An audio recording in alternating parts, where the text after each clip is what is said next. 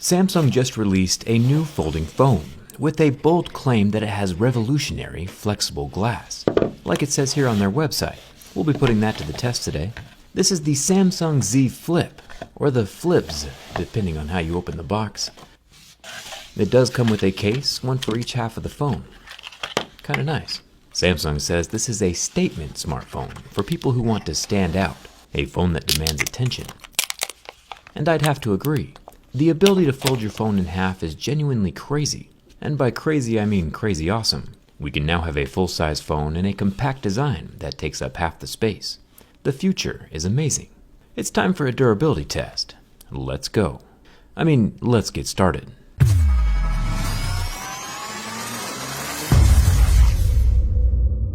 Starting off, pay very close attention to this first warning, and remember it. It says avoid pressing hard on the screen or the front camera lens. Tap the screen lightly to keep it safe. Samsung said at their launch event that they've done the impossible and created ultra-thin glass that folds.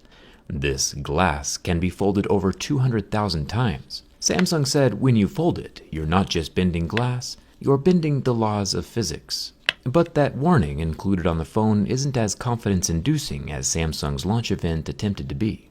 It does feel nice though. This type of fold is definitely my favorite so far. I like having a phone that folds instead of having a tablet that folds. There are two things I noticed right off the bat with the Z Flip. One is the crease here still along the center, not a big deal. There's also a small divot in the display above the front-facing camera lens. You can see the curve of my lights along with the bend of the surface of that display. The Samsung logo along the spine gets entirely covered up when the phone is open. This new hinge design apparently has thin brushes inside to keep out dust. We'll test that later.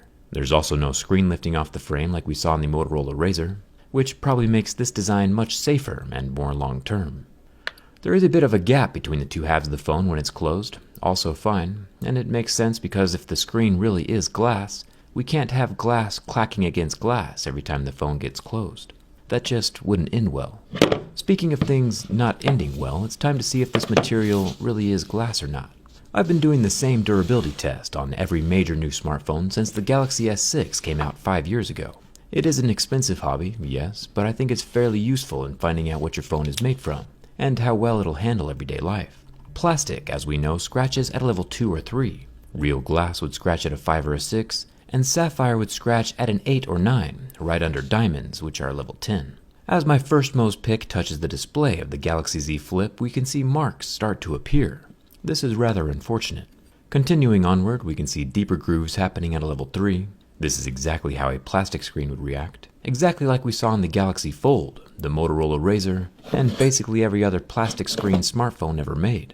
For kicks and giggles, we can bump it up to a level 4, and I could physically feel the tip of the pick start to cut the display surface open. So why in the world would Samsung talk about flexible glass so much on their website and at the launch event?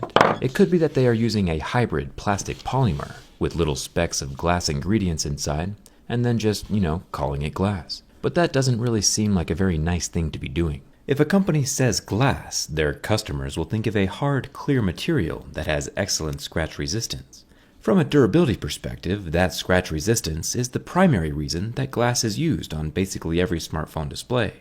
Samsung is calling this glass, but this display clearly doesn't have the scratch resistance or structural benefits that customers are expecting from glass. If glass isn't glass, then truth doesn't matter, and truth should matter. This isn't American politics.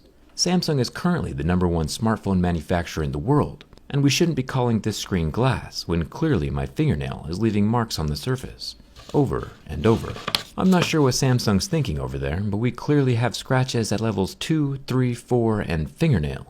I don't know what material this is, but Samsung definitely shouldn't be calling it glass, and I'm disappointed. Even if I jump up here to the front-facing 10-megapixel selfie camera, the surface is covered in that same so-called glass material, and can still be scratched with my fingernail. I'll come back to this again in just a second. The raised screen bump around the edge of the screen is made from plastic. This is the same thing we saw in the Galaxy Fold. This guy kinda holds the screen in place and keeps people from peeling off the top layer. The volume rocker is made from metal. The recessed power button over here on the side is scratchable. I'll set my fingerprint and see if it still works. Don't mind my thumb, by the way, I smashed it with a TV a few weeks ago. Now the phone is still able to be unlocked, even though the fingerprint scanner is damaged, but to test it some more, I added some more scratches. And after the additional scratches are in place, my fingerprint stopped working. Interesting. The frame of the Galaxy Z Flip is made from metal, and down here along the bottom, we have more metal alongside the singular loudspeaker, the USB-C port, and, the no headphone jack. The whole frame of the phone seems to be made from metal, which is a good thing, and will hopefully keep the phone together during the bin test later.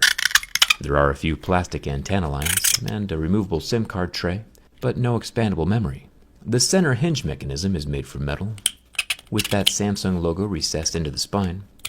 Each of the tiny letters is made from a piece of shiny foil that is glued inside the cavity. These will probably never fall out on their own, but it's interesting to see what the Z Flip is made from. The rear panels are made from glass, both the top and the bottom sections. This mirror purple is kind of growing on me. It gradually switches between purple and blue, depending on how the light is shining on it. There are two cameras on the back, a 12-megapixel ultra-wide-angle camera and a 12-megapixel normal camera, both covered in real scratch-resistant glass. I think the fingerprints are getting a bit out of hand though. Thanks to our channel sponsor Dbrand for hooking me up with the limited edition robot camo. Each of these fingerprint fighting skins are totally unique. No two phones will be the same, and the individual drawings are super intricate and are currently available for every phone that Dbrand covers, not just the Galaxy Z Flip. I got one added to the back of the grip case for my Note 10 Plus, since the grip case has the cutout for skins and can be swapped out whenever. Kind of fun. I'll leave a link down in the description if you want to pick up some robot camo or a case for your own phone. One cool thing about the Folds is it has the world's tiniest viewfinder for selfie taking. I can double click the power button and it lets me see myself and take a cute little pic. Thumbs up for that. We'll perform the world's smallest scratch test on it, and moving up through Mohs scale of hardness, we can see that pics 1 through 5 don't leave any marks, like we would expect. We only see scratches starting at a level 6, with deeper grooves at a level 7. Which is the scratch resistance we expect from anything with the word glass in the name. Anything that scratches earlier should not be called glass. Even if the Z Flip display does hypothetically have glass ingredients in it, we shouldn't be calling it glass unless it has the properties of glass. I can't go make a pile of mud, sprinkle in some chocolate chips, and then call my mud a cookie, just because it has some of the ingredients of a cookie. That shouldn't be allowed. The thin display lasted about 15 seconds under the heat from my lighter. When I pulled the flame away, there were burn marks still left on the screen, and it did not recover. One really interesting thing though, if you watch again, is that you can physically see the screen change shape as the heat from my lighter heats it up. Plastic, of course, is affected by the temperature of my lighter. Glass, however, would not be physically affected in the same way. As the surface cools down, the shape of the screen returns to normal. Let's start with the slam shut test. If you get a little aggressive with hanging up on someone after a phone call, and you smash the phone closed. We gotta see if the phone survives. It does have the physical raised bumpers all along the outer edge of the screen. Those bumpers are absorbing most of the slamming force, and the screen is still in one piece. Of course, the phone is meant to fold inwards. Samsung said it would survive 200,000 times, which is 182 times a day if you plan on keeping your phone for 3 years. Bending back the opposite direction, though, is a different story.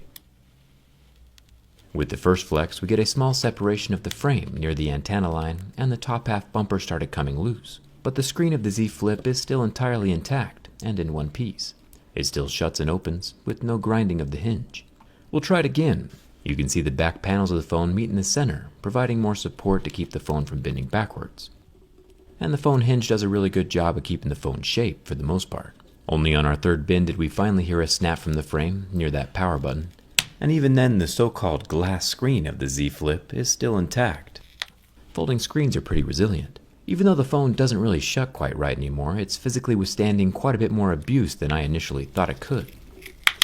Only now, after all its previous bends and cracks, does the back panel shatter. It's only a cosmetic wound since the display is still working just fine, and this is good to know. All the important things are still functional. You might be asking, hey Jerry, what if there is a super thin nano layer of glass on top of the display? If that were true, we would start to see fractures and cracks from that nano layer, but instead we only see the tip of my Mohs pics cutting into the plastic, like we would see with any piece of plastic that gets cut. This screen is in no way scratch resistant whatsoever, and if poked hard enough, the pixels will still get damaged. It does survive my bin test, however. Everything is still functional.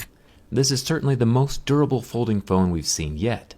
Samsung did say that they designed this new hinge with little tiny fibers inside, or little brushes, to keep out dust and dirt from the folding bits. It'll be awesome to see what this looks like from the inside during the teardown, so make sure you're subscribed for that. After pouring my rocks on the screen and making sure they cover the entire phone, just like it would if you dropped it when you accidentally go outside, initially I could hear a few little complaints of the dust inside the hinge.